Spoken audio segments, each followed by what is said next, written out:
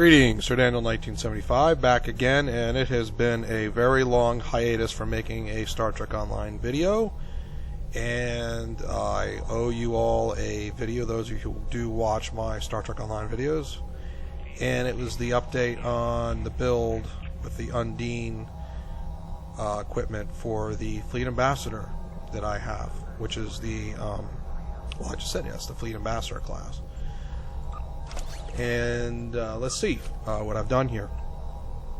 Now, I've got all the Undine stuff, or what do they call that? Reputation, the counter command, A472, you know, species 8472.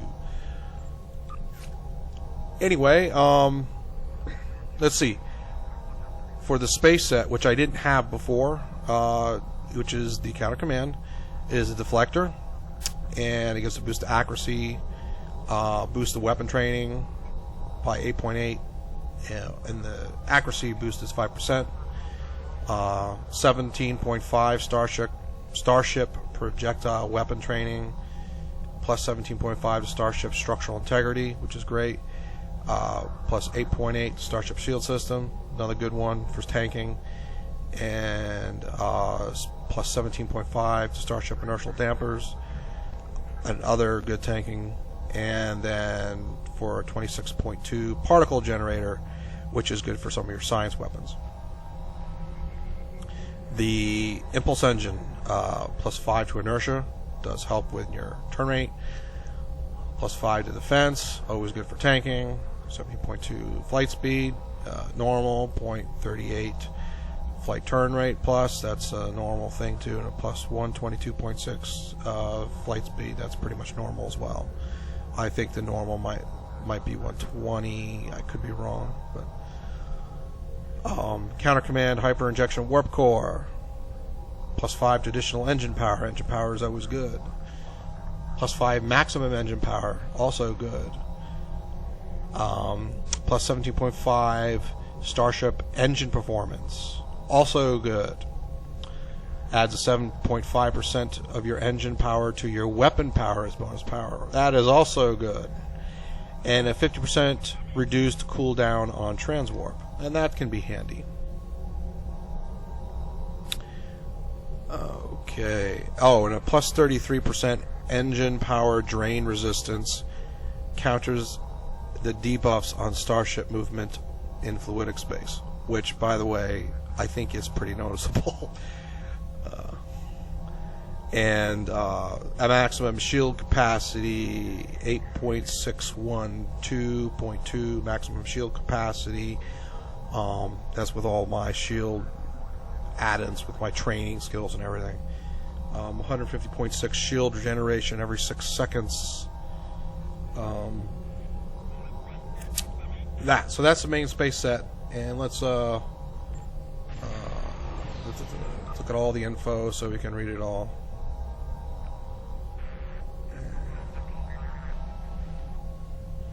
Alright, the set 2 bonus is a plus 12 anti-proton damage bonus resistant rating, which is nice, and then a plus 5% on defense.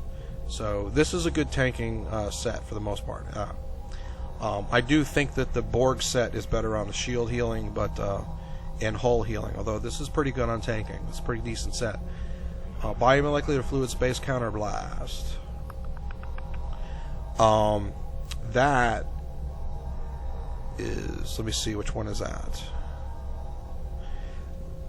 Vexfo. Okay, that's the thing that destroys the fluidic bubbles. Okay. And it does work. When the set first came out, it didn't work. It wouldn't destroy the bubbles. So they had to write an update to fix that, but it does work now. And it affects the Undine ships as well.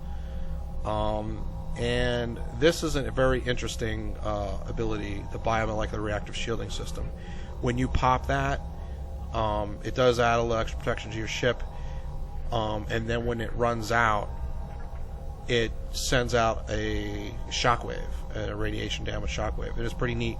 However, there is a drawback to it, I've noticed. I don't know if it's really stated in here, but when you send out that shockwave, you do tend to make your ship vulnerable.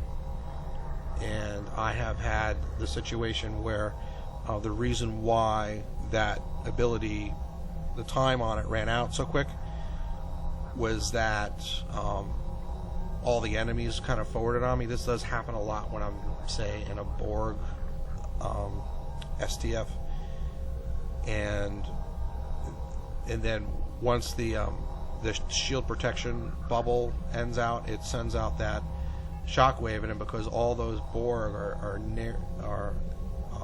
zeroing in on you, all of a sudden your hull goes way down, and you usually end up having to pop in Miracle Work or whatever other healing ability that you happen to have.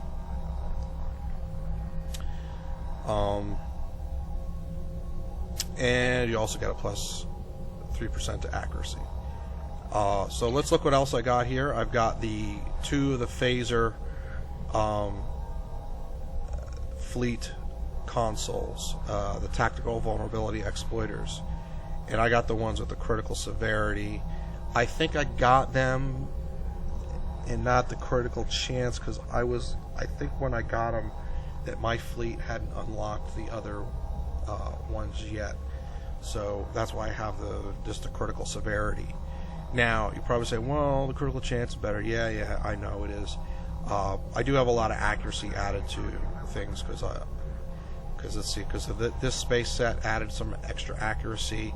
I've got accuracy with this new car particle converter, 10% accuracy with beam weapons. Let's see what else here. Everything else everyone's seen before. We all know about the assimilated module. If you haven't tried to use these proton particle stabilizers from the Voth reputation, it does give another bonus to weapon power. Also gives a bonus to engine power in Star Trek electroplasma system, which improves your power transfer rate. Even though I'm not using any protonic weapons, I'm still throwing this in here for those other bonuses, and that's perfectly fine to do that as far as I'm concerned. Let's see, hydrodynamics compensator, +3 to engine power system, and other bonus to engine power, +3 to auxiliary power system. I am using some special science abilities, so it does help.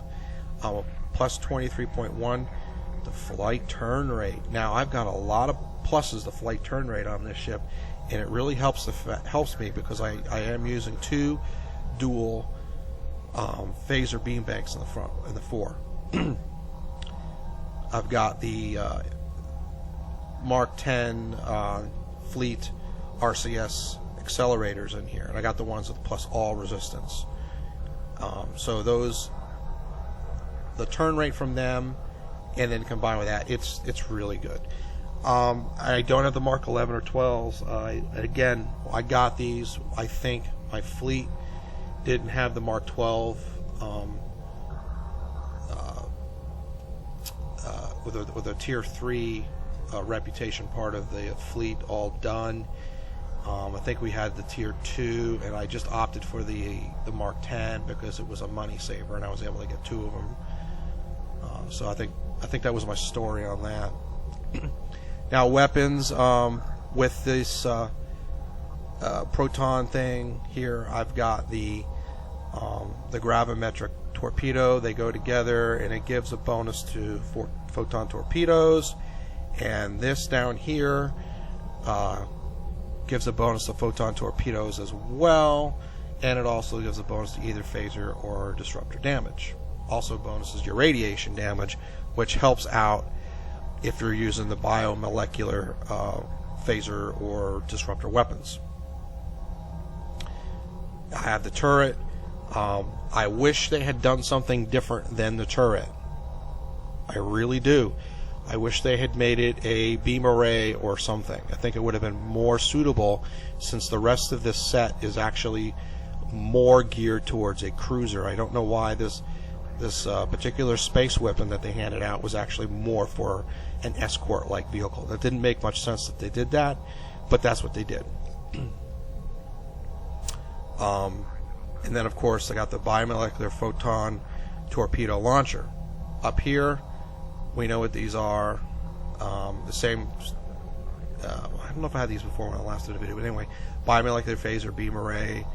I was able to get a Mark 12 randomly through running the reputation. A Mark 12, very rare. I was able to get a dual, very rare version. And then over here, I wasn't able to get another one that was a very rare, but fortunately the one that I did get that was a rare that's left over was a one that's a bonus to accuracy, and that's always good. So it's fine. I'm using that. I would prefer a very rare to complete this Undine build, but heck, you get what you get.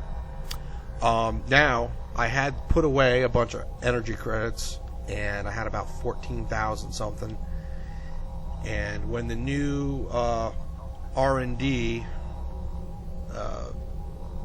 patch came out, and some people blew through the beam research and did some of these omnidirectionals for all the different beams in there, and I was able to buy an omnidirectional phaser beam array, accuracy plus arc plus damage, for about 14 million. I think it was a good choice, even though it's not the bio thing. I don't think there'll ever be a bio one available unless they do something different with the R&D or update the counter command. But anyway, I had one of these in the aft, and because I ended up with running mostly a 4 facing because I have such good turn rate, and because of these dual beam banks, I really wanted a beam in the back that could also fire in the 4, and so that's helped out a lot. And actually, it has really improved gameplay with the ship by putting this in the back. So anybody that wants that, I really think these omnidirectional beam arrays are the best thing they've ever done with the game, as far as if you're using beams. Some people don't like them as much because they don't have quite as much power as the fleet weapons and stuff like that, but I like them quite a bit. And I think that pretty much covers what I've done with this build, and it does work really well. And I thought it would be a little better, and I was a little disappointed at first, but once I put this omnidirectional phaser beam array in the aft, it did beef up my battles as far as for the quality of how it went for me. I'm not really. I had in the beginning, I used to build my ship for broadsiding, and it didn't really work well for me. And then they did all these new patches and buffs and things for engineering, and a lot of people it became more popular to start to hear about people doing the auxiliary to battery builds, and I wasn't really trained up for that, and I tried it a little bit. It didn't really work very well for me. And I know that those who do auxiliary to battery builds, that you're doing some major butt kicking in the game, and I understand that, and I think that's really great. But like some other people who play this game, I like to play for fun, and I'm doing the build the way I want to do it. So this works for me. I do very well. I hope I don't have to re-explain all my power abilities. I do have a power drain build going on here with the tachyon beam, the energy siphon, and the Tychon's Rift, and it does really work well. Even though I don't have a plasmonic leech, what I do have is the flow capacitor Mark 12 fleet console, along with the plasma, which, by the way, that's now adding plasma to all my beam weapons. Anyway, well, at a certain percentage in a crit chance, but anyway, the flow capacitors does boost the ability on the tachyon beam, which it's fantastic. Now, the one thing that Tachyon Beam is best at is if you're a science officer, and then you use your energy weapon ability for draining shields, and then click the Tachyon Beam, you'll take down the enemy's shields in like 5 seconds flat. It's really cool. But this isn't a science guy. It's a engineer. I do prefer to play as engineers for survivability. But anyway, I'm not sure if I'm going to do any videos to display how the set works out. I probably will do a couple. But anyway, thanks for watching, and catch you all on the flip side.